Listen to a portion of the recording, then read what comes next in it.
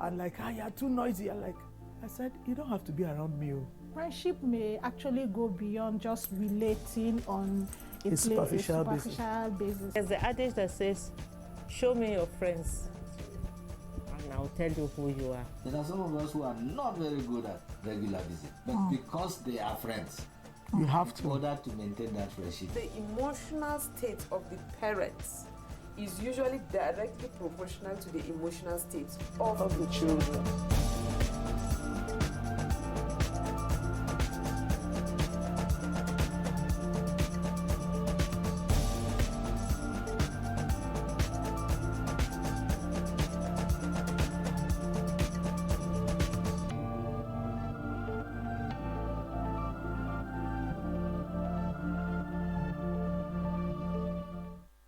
Hello viewers, welcome again to our favorite family show right here at Equa Television International, The Living Room.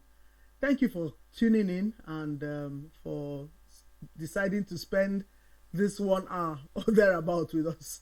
My name is Amaka Ocheke, and today we want to talk about something that is important to us right now. We're getting ready to go back to school. We're beginning to buy things, pay school fees. It's school time. It's school time. And one of the things that we noticed, or we've heard people talk about, we've noticed that is the problem that our children are having in school is that of bullying. So we're here to talk about bullying today, and we look forward to you contributing to this conversation. So on our social media handles, we're looking forward to you pasting your comments, your thoughts on this issue of bullying and how we can go forward with it.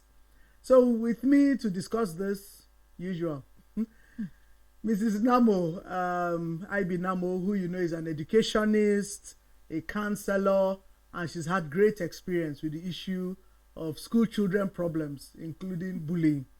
So when we talk about bullying, what are we talking about, IB? Well, it can mean body shaming people. It can mean calling them names. It can mean looking down on them because of their grade. It can mean many things, but just reducing somebody, or making somebody feel less of himself or herself, and bullying come in various ways. People can bully you by just maybe you want to say something and they shut you up. Okay. Or you are doing a presentation and you finish feeling excited and somebody tells you that you have just messed up. What do you think you have done? That thing was nonsense. Or you try to do a presentation, maybe a write-up or something, and somebody just sees it and say, what rubbish, don't be disturbing us with this kind of a thing. So bullying is everywhere in school, in schools, especially even in primary schools. We have people who bully others. Where children are, there's always bullying. So but the interesting fact you just brought out is that even adults are also bullied. Yes, adults get bullied in their places of work, in their community. People just look down on you and make you feel less of yourself. That is the whole essence of bullying. Yes. Now, in the context of school children, when we're saying bullying, what are the issues that bullying can come from teachers. Mm-hmm. Bullying can come from teacher to student and from student to teachers, and bullying can come from student to student. Bullying can come from male to female students, and a senior student to a junior student, or even a junior student to a senior student. You know. So bullying can come in various ways when it comes to school. And bullying can happen in the classrooms. It can happen in boarding schools at the dining rooms. They can have on the hostels. They can have bullying on the field. Maybe somebody is trying to play football, and somebody will come and say, if it is people like you that are playing football, will not be watching football. You know, such statements can knock verbal off. bullying. Verbal bullying can be verbal. It can be Okay, I know that most schools don't entertain students coming, especially a secondary school and primary school, coming to school with their phones. But we know that, I don't know what is wrong with parents. Some parents still allow their children to go with the phone and teach them how to hide it. And so there's also cyberbullying, even in secondary school. So all of those kinds of bullying happen within the school environment, on the field, in the classrooms, at the convenience, So what of the issues of seniors punishing younger ones? Yeah, punishments, meting out punishments. It can be bullying.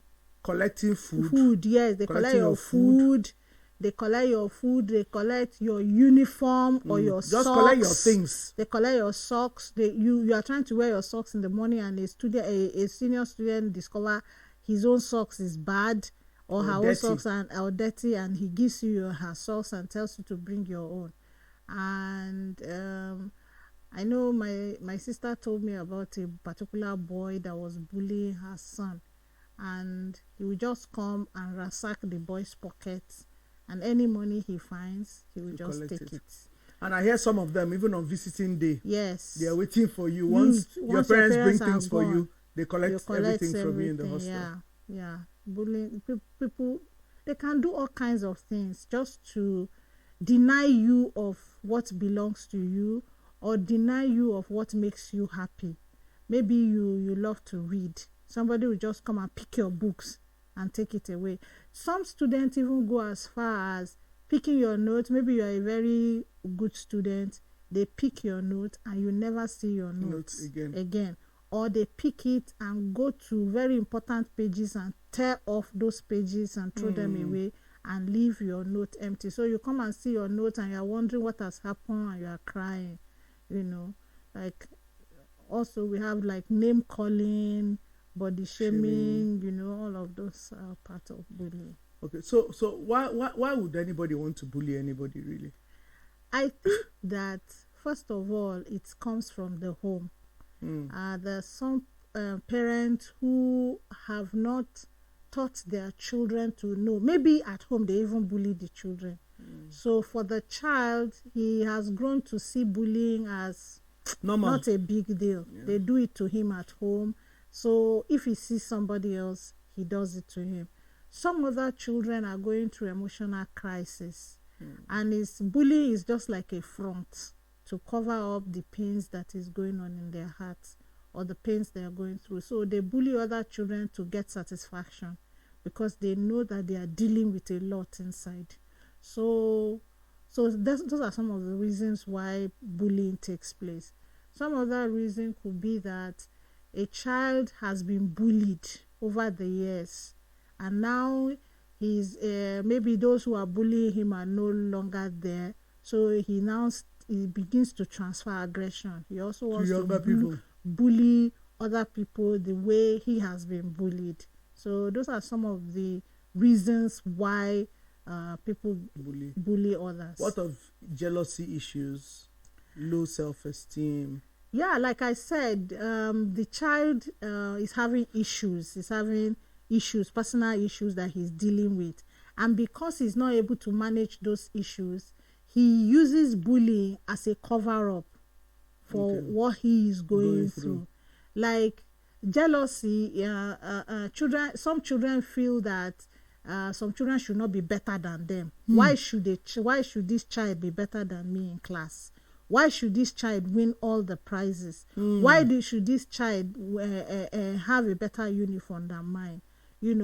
I remember my daughter, I saw a very beautiful bag, and she was going to school, and it was like a handbag, but you can use it to go to class, you can put things inside. It was beautiful, so I bought it for her. And then she came back from school. I'm like, where's your bag? Say that once somebody collected it. I'm like, who? Why? And she didn't tell me until school had ended, So, and the said student is like graduated that that year. Okay, so So I couldn't get to. So you see things like that. She saw the bag, it is beautiful, and she just felt that she should have the bag instead of the owner of the bag. That to me, you can call it jealousy or selfishness or greed, if you like. Greed. Yeah.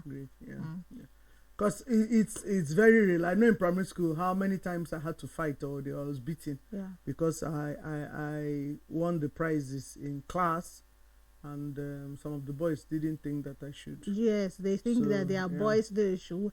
Another reason why some people bully is because they want to keep you under them. Okay. Yes, they want to dominate a particular place. I'm the Lord here. So nobody, maybe a particular child is the one that has been coming first in class. And suddenly a new student comes in and the new student beats him. And, no, I can't stand this. It's not going to happen. So the way to make that student feel less so that the student can now start having trauma that may lead to the student failure is to bully the student. You begin to wash her down and say, where did you come from? This is my territory. You can't take over here. I won't let it happen. And, so when they start bullying that child, the child may begin to withdraw and no longer do well in his or her academics. Yeah. Okay, so where do we draw the line or make a differentiation between bullying and discipline? Because I know sometimes, like one of my children was complaining that when she was in secondary school, that the junior students are very stubborn and they don't do the work that is assigned to them, but you can't talk to them because if you say anything, they say you're bullying them. So they just keep quiet and ignore them, and the children don't seem to learn those skills that they're supposed to learn in school because nobody wants a problem. So where do we draw the line? This afternoon I was actually working on something that relates to this. When schools don't set rules with consequences, they let things go. Schools are just run on the basis of whoever can do it should do it. Whoever does not want to do it should do it. You have such cases. But if there are rules that guides a school and there are consequences attached to those rules, regulation, there are consequences if you break those rules. So when a senior try to met the consequences of a rule on a student, nobody will call it bullying. Okay. Because you know that the school has a rule that if you don't sweep your portion, you will do a particular thing. You'll be made to do it. And the senior comes because the seniors are already trained in knowing the consequences of each of those rules that are broken. So when the students come and met those consequences on the student, you cannot say it's bullying. So you'll be able to draw those lines. So, but most schools, they don't have these rules. They don't have them in place, the rules and regulation. So when they just leave the prefects to do whatever they want to do with the students, and then they also again leave the students to report any student, any senior. So the student can come and tell the teacher that this person bullied me, and then they will just take it up because the person asked him to serve a punishment or gave a disciplinary action. Because if a particular rule is broken and there is a stipulated consequences to it, the senior is made to know the consequences that is attached to a particular rule. So it will not be, you won't be doing something wrong if you do that. So clear rules. Yes, set clear rules and regulations, and consequences of breaking any of those rules. So that when somebody is being punished for breaking rules, you say he's being bullied. It's clear to everybody. Yes. Okay.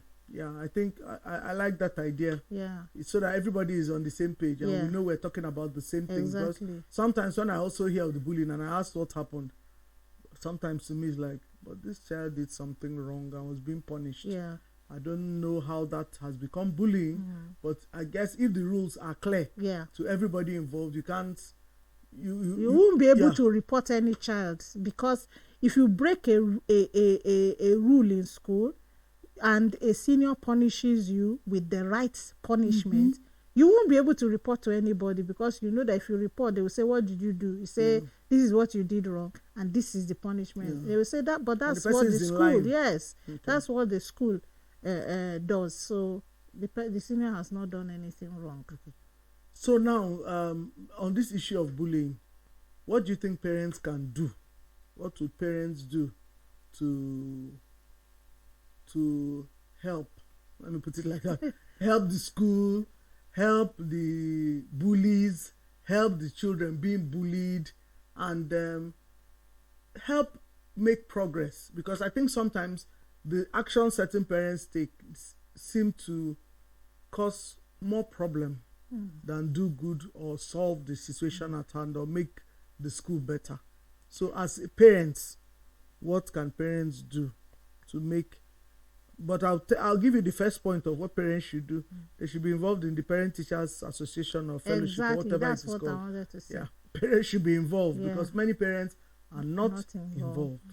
Okay. And you know, being involved in Parent Teachers Association will also help parents to be able to talk to the school and the students and the teachers, because some of this bullying is a result of the negligence of teachers.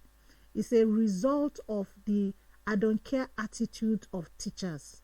For instance, a child does something wrong and another child comes to report the child that see this thing wrong, and the teacher will like, please go back to your class, and nothing is done, you know. So the child now feels that what he's doing is right and he continues to do it. So that's why rules and regulation is good, and then the school should play a supervisory role. They should be sure that they are monitoring what they say they are doing. If they monitor it properly, then the parent at home, you have a dual role. First of all, you should train your child not to bully anybody. Tell the child that the bad side of bullying anybody, and then you should train your child also to stand against bullying. First of all, let the child know that, especially this body shaming thing, you know, you tell a child, you are too short. You are not my creator, so there's nothing you can do about my height. You are tall, I am short, and somebody has to be short and somebody has to be tall. Both of us cannot be tall. If not, the world won't be a good place. So tell your child to be able to stand for himself or herself in the face of such bullying. And then, like the bullying of, you know, extortion, collecting things from students, the student should be able to report to the right authorities, and the authorities should take necessary actions. Because if the authorities do not take necessary action, no matter the training you give your child at home, it will not work. Because the child goes to the authority and say, a senior took away my food, and somebody in the authority say, and then, my friend, go back to your class. Is it not? And sometimes even the teachers take the food of the students, especially in primary school. So the bullying has to start from the teachers, and that's why parent-teachers meeting is very important. Parents should attend, and they should talk. Don't attend as a passive person. You should attend. You should be active. You should make comments. You should bring out issues that can help the school to run properly. So then you should train your children at home to be able to stand bullying and to also not bully others. Yeah. So you need to follow up the children and find out what is going on. Okay, what of the school? I know you've alluded to some of what the school can do to reduce the issues of bullying. The school should be on its toes. They play a supervisory role. Don't belittle any report that is taken to you. And please don't act on impulse. If a junior student comes and say, that senior beat me, then you just call the senior and say, come here, come and kneel down. That's acting on impulse.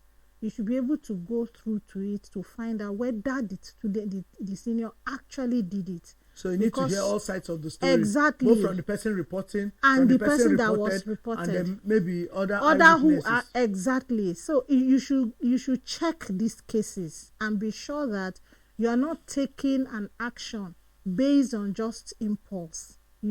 Oh, there's no bullying in this school, and then somebody just come and say, they are bullying me in my hostel, and you just say, who are those bullying you? Say so and so person, and you just come and start.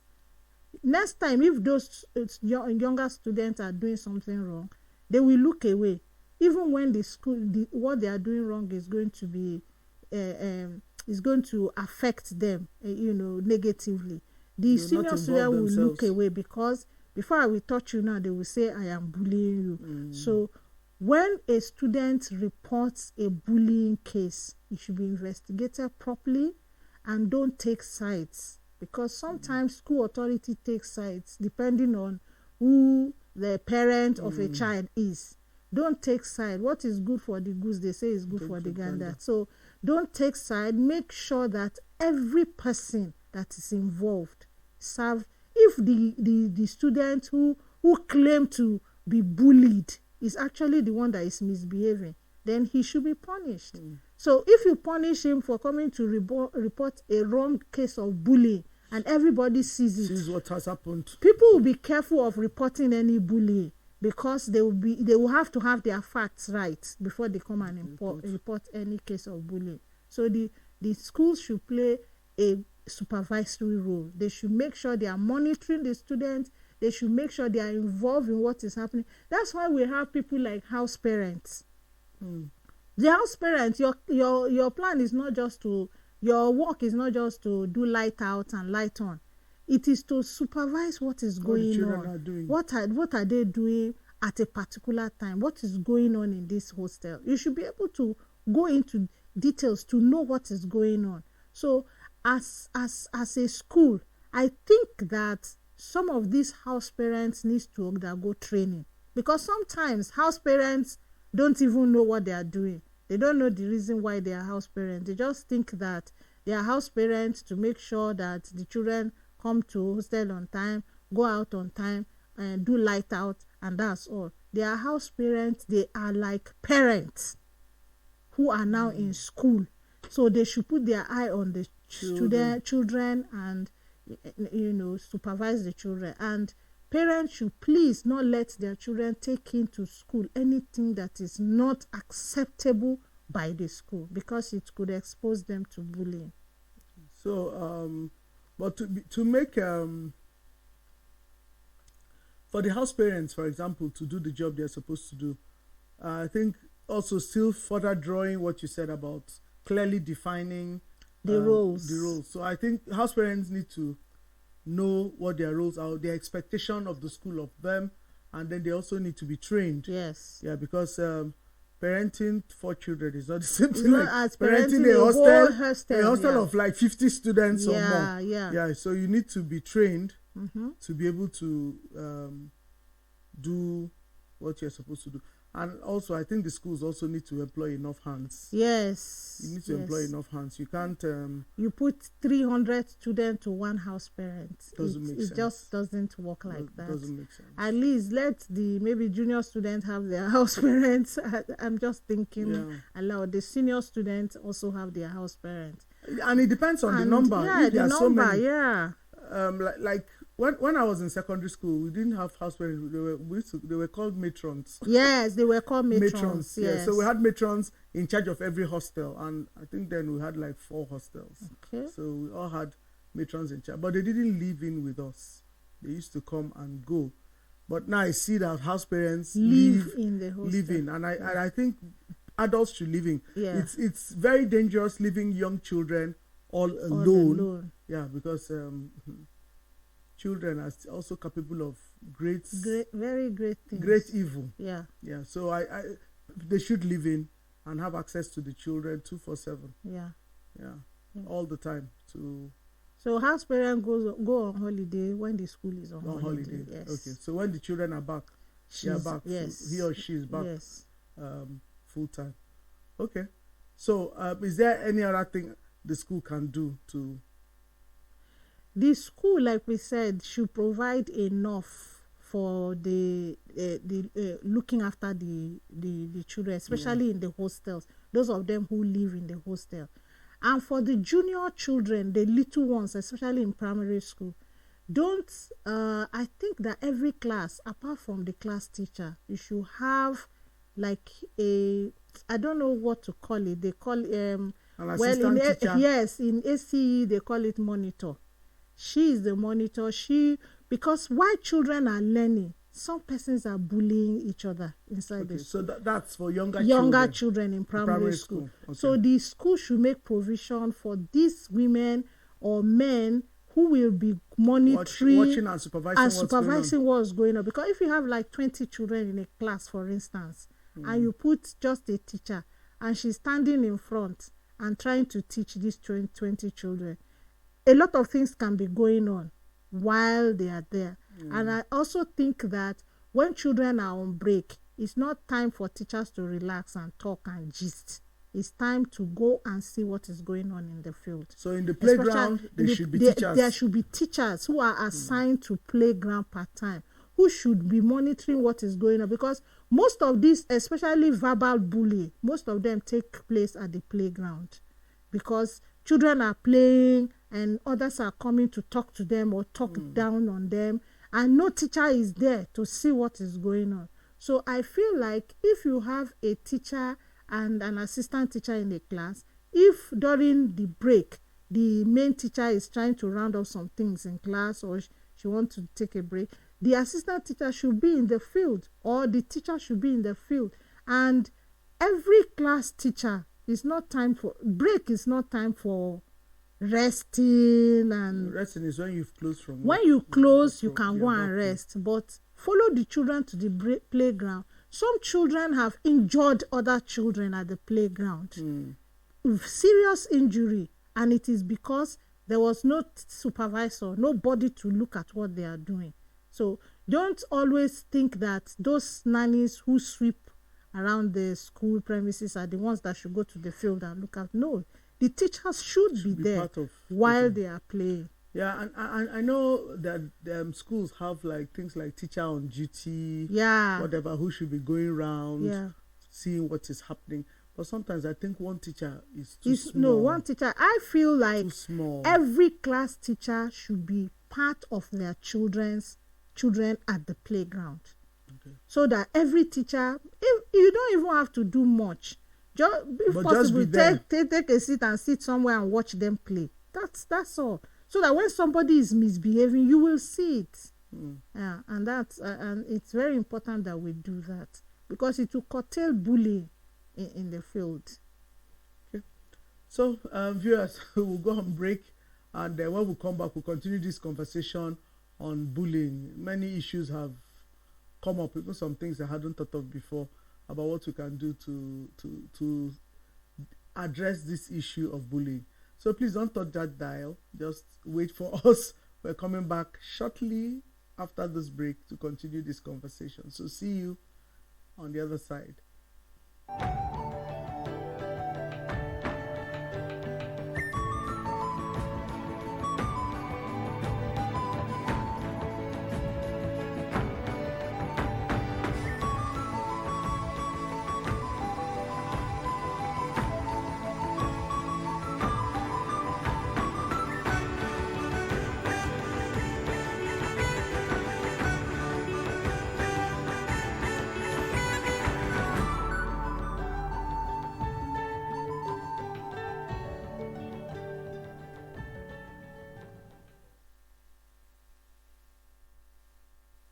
Hello viewers, my name is Amaka Ocheke.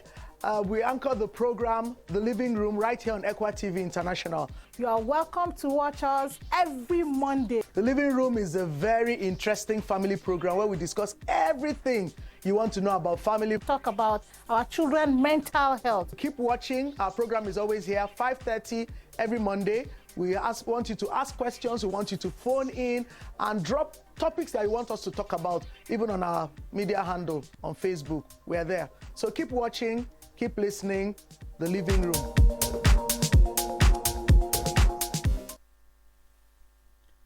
Welcome, viewers, from right after this break. We're back. So thank you for not touching that dial. We've been here at the Living Room of Equa Television International discussing bullying in schools. We said is our children are going back to school very soon, and some have even already gone back.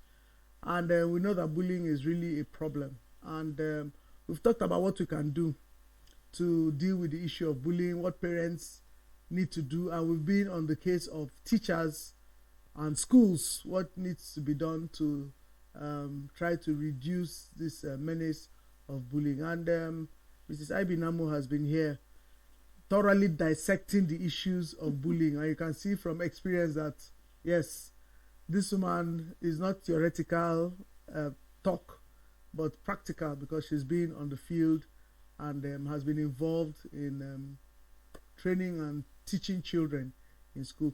So we've talked about what the schools need to do, providing enough teachers, making sure that teachers are available even when it's time for play to be available.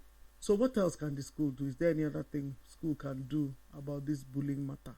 I think that the school should also monitor the teachers.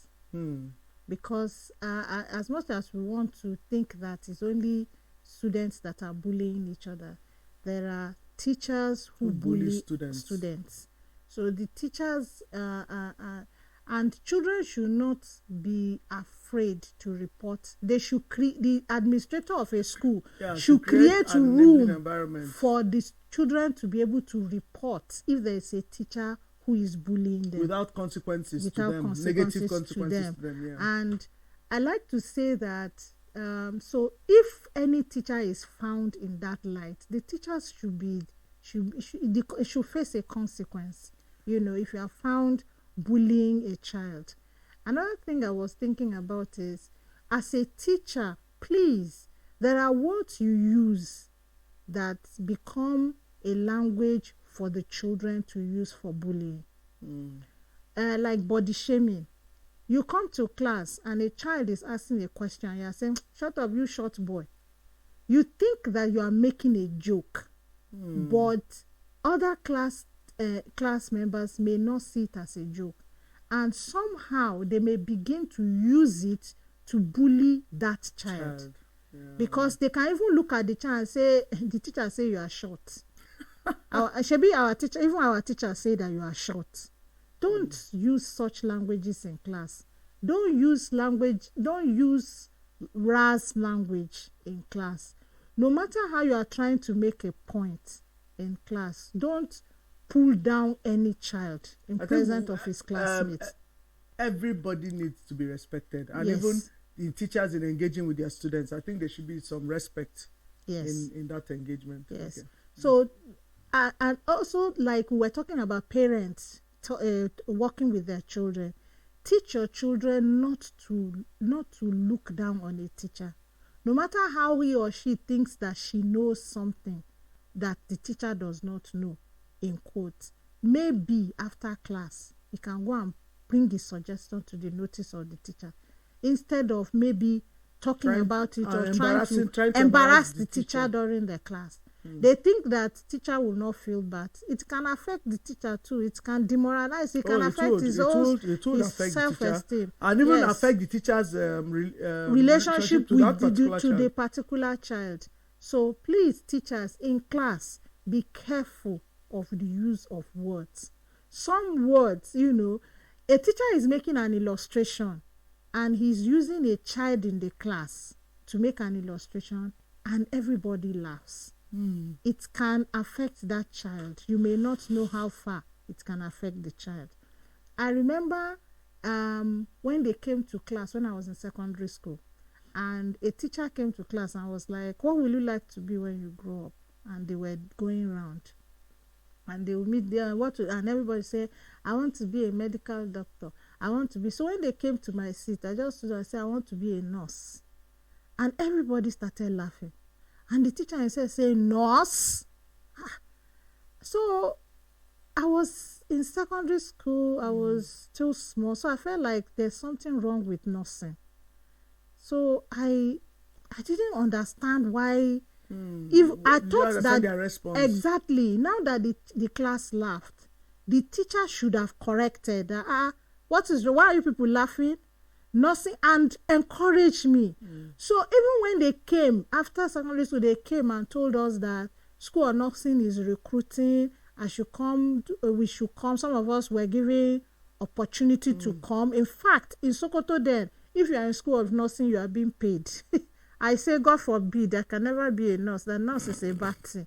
Because of that simple laugh that my fellow student laughed. And a teacher should be able to correct that. So if you are a teacher, you are teaching in a class, and a child is being bullied in your presence, and you didn't do anything about it, no, you need reorientation. You are not a teacher yet, because as a teacher you should correct it immediately, and you as a teacher never use words that will bring down any child in class. No, even if it is joke. There are some joke that you would think is just a joke, but is going to affect the child. So you should be careful of the use of words. The kind in of class. words you use, and not try to run down any child. Any child for any reason, yes. Interesting. Okay, what do we do to a child, or what do we say to a child who is being bullied? Because one of the challenges I've also found out is that children who are being bullied, a number of them don't speak up. I think majority of them don't speak up. And I've tried to have this conversation with young people, and one of the things they tell me is they don't want to be snitches. I don't want to be a snitch. So you rather die in silence than report an incident of bullying. So what do we do with this? That should start from home. Okay. There should be a relationship between children and their parents. A relationship that will make parents not to look down, not to wave off anything their children tell them. If a child comes home and is reporting to you that something is happening to me, there was a case I heard about of a boy who was being bullied in school to take drugs. Wow. And he didn't want it, but they were trying to make him do it. So he came home and told his mom that he will never go back to that school again. Instead of the mom to sit with the child and try to find out why don't you want to go back, he said, you will go back to that school. You are a lazy child. Maybe that school, they are teaching you good lesson. I know you are very stubborn. You will go back to that school. Eventually, the long and short of the story is that the child went back to the school, became a member of that group, and learned to take drugs.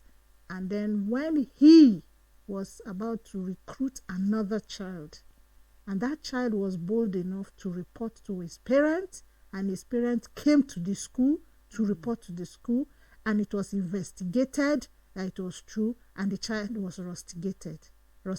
So it was then that the child came up with the story that when they did this thing to me, I tried to speak up, but I was shut down.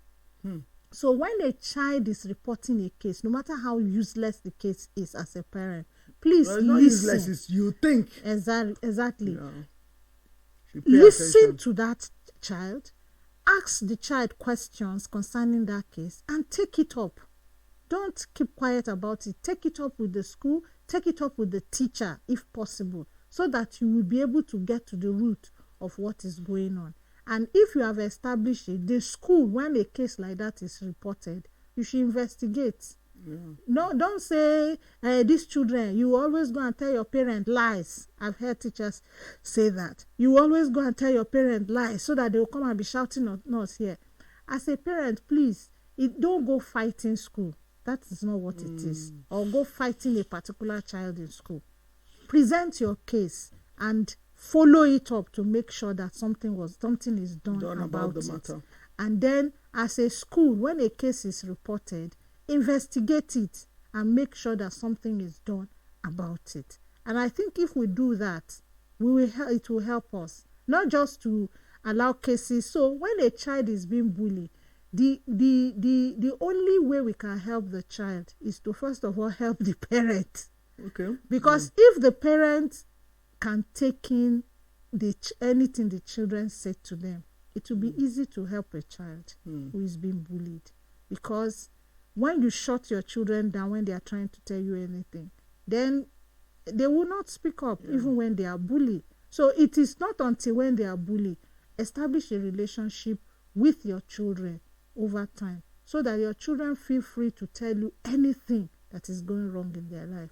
And the school too, the class teacher, you are like a school parent to the child. Please listen to these children. Have a relationship that goes beyond you just being a class teacher just to mark register and to make sure that nobody is late to the class or nobody is missing in school. That is not the only reason why you were employed. You are employed to parent these children when they are in school. I know it's not easy, but it is possible. So do your due diligence and do your work and be intentional about working with these children. I think I think generally for teachers, I think will do better if they understand what they are doing as a ministry. Exactly. But I hear teachers say, "Oh, I'm just managing this thing for a job." I'm like, how can you say shaping lives for the future is managing? You are doing a great job. It's unfortunate, yes, where we are at. They are not getting the remunerations that they should get, but I think it's just a very powerful place to be, where you can influence lives for the present and for eternity. Exactly. It just makes a big difference, and I think teachers, especially Christian teachers, those are the ones we're talking about now. They should understand that and take it seriously. That the import and the importance of a job is not always necessarily is not shown necessarily by how much the person is earning. You may be earning little, but you are making a lot of impact. And ultimately, Judgment Day, everything is going to be tried by fire, and anything that is not of good quality is going to be burnt away, and the Master is going to reward us for our faithfulness to Him. So it's not, God isn't going to on Judgment Day say you had a big job, enter you into the rest of my Father, but that you were faithful. And schools, I know there is an advocacy that every school should have a counselor. Every school should have a counselor. Every school should have. And if every school have a counselor, there should be a time for counseling sessions. Not necessarily one-on-one, but maybe a class counseling section. There are some schools that they have on their timetable, maybe on a particular day, 10 minutes, 15 minutes for the counselor to talk to the class. During those periods, the counselor should be able to tell the children, talk to the children about why bullying is bad, because there are some children who do not even know that this thing they are doing is wrong, or that it is affecting the person they are doing it to. I know that some of them know what they are doing, but there are a few who don't know that what they are doing is wrong. So if we have the counselors entering the class, talking to the children, helping them to see that what you are doing can affect a life, it can destroy a life, and helping them to see that you yourself can help yourself, when you are being bullied, how you can find help. If you can't talk to your teacher, the counselor should be able to say, you can come and talk to me as a counselor, I'll be able to help you. And I think that every school, whether primary or secondary school, should have a counselor. They should have a counselor. And please, one of the problems we have been having is we have career masters. And we have said over and over again that career masters are not counselors. Career masters are people who just helps you to put two subjects. Anybody can do that. Anybody can be picked as a career master to help you to merge which subject to which subject so that you can pick which subject. The role of a counselor go beyond career masters. The role of a counselor involve personal social dealings, and those personal social dealings are part of what affects the child more, because the child has cognitive and has psychomotor and affective to deal with. And once the affective part of the child has a problem, both the cognitive and the psychomotor will not work. It won't work properly. So every school should make sure they have a counselor, and they should employ a qualified counselor or psychologist who will be able to manage these issues in the school. A counselor who will periodically run program for the growing adults, because some of the teenagers, when they get to a particular age, they are ashamed of themselves, ashamed of the things happening around them. Have body image issues. And it is the counselor that will help them, because some parents may not even have time to help them at home.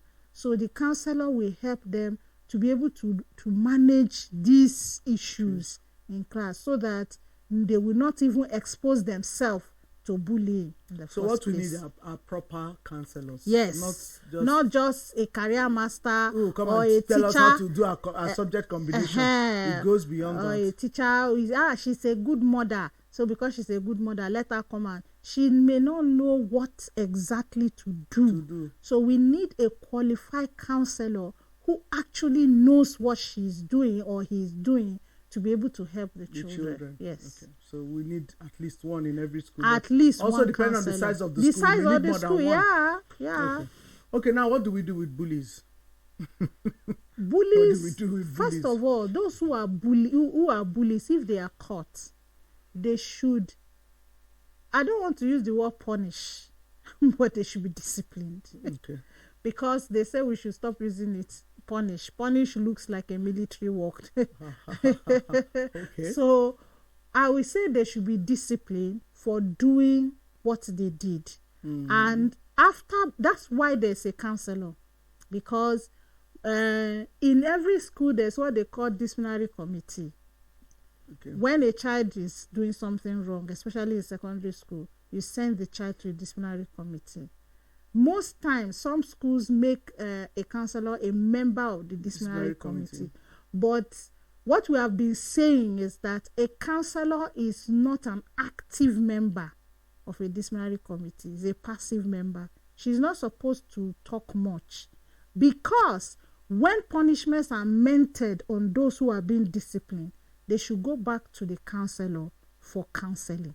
The counselor will be able to talk to them that, see, these people did this thing to you not because they hate you, but because they love you and they want you to change, they want you to be better. That's why. But if he is part of those who is doing the discipline, it will be difficult for her. Yeah, so that's why the counselor can be there. In some schools, they don't even allow them to be there. But if they have to be in the disciplinary committee, they should be passive members. They can't be involved in issuing out discipline, because the child who is being disciplined should fall back to them. So don't stop disciplining of a child at the disciplinary committee level. You just put a child to discipline. And I think I would say this even to tertiary institution. If any tertiary institution person is listening, if a child is caught in exam malpractice, for instance, or any other crime, and you have disciplined the child, universities have counseling units. After the discipline, the child should be sent to the counselor. You don't discipline a child because you want him to go and die or to be useless. You discipline the child because you want to correct. That's why they have said that we should stop saying prison, we should say correctional centers. So when you discipline a child, the child should still go to a place where the child can be told what he or she, because sometimes you finish disciplining and you push the child becomes worse. Yeah. So take the child to a place where he or she can be counseled, he or she can be helped to be able to become a better person. That is the point of the discipline. And I think also the counseling sometimes would also bring out underlying issues that is making the child to do what she that way, and then would doing. also now help the child to navigate those things exactly to become a better person. Because exactly. I think sometimes bullies have also been bullied. As you mentioned some before. of them have been bullied. Some of them are having family they are problems. having family issues. They are from broken homes. What they are doing as bullies is to cover up the pain that they are going through. So there's pain. Yes. So they need counseling. They should be punished because what they have done is wrong if they are caught. Yeah, but after the punishment or the discipline, they should be referred to a counselor. Okay. Yeah. So if we are doing that with bullies, we'll find out that maybe the bullying level will reduce. And the children will even be advocates for no for no bullying to other people. Okay, that's good. So from all we've been saying, especially you are the one that's done most of the talking, it's apparent that schools need to be deliberate about putting things in place to make sure that bullying doesn't, get worse or keep being passed on from generation to generation.